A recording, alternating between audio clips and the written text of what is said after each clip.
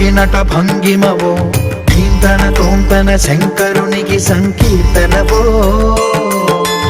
ఈశ్వరుడే అనునిత్యం తనలో తలచుకునే ఓంకారమువో